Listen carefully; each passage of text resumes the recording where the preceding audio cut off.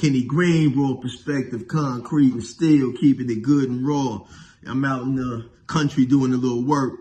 But, you know, I was strolling a little bit and I saw this Instagram with Jim Jones kicking in the doors of his supposed studio trying to gain entry again after he was locked out for non-payment. Was the lockout legal? I don't know. You know what I'm saying? Because there's a process you have to go through to even be locked out. There's some paperwork circulating online. I heard maybe it's not authentic. But one thing we do know, 50 Cent is in Jim Jones' business. And when 50 Cent get in your business, a lot of times he's going to troll you. He's going to use his money to expose the weaknesses in your affairs, like he did with your landlord. He got to the landlord was disgusted with you, so he started to talk to 50 Cent about your deal. And he also informed him that he was partners in the podcast that you guys are trying to get off the ground, right? 50 Cent maybe offered the guy money. Whatever he did, he's in your business. And a lot of times when you have disagreements with people, you got to keep it tight. You got to keep it a certain way because it opens the door for someone else to be in your affairs. And now Jim Jones is banging, trying to get entry into the studio that's supposedly his. Now, why doesn't he have a key? Why can't he get in? Because he's locked out. Let me explain something to you. They say, 50 Cent said, yo, look, man, you wouldn't be going through this if you was my friend, right?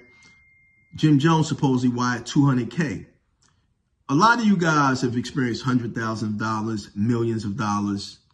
What happens to just buying your own building, setting up your own situation because you have the real estate as leverage if your podcast doesn't work? It's a lot of money being thrown around and it's renting. It's not ownership.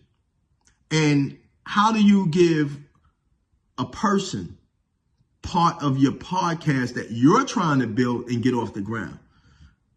Is that because you didn't have the money to deal with the rent situation? Whatever it is, I can't see it as a good move. Somebody you don't know, your landlord,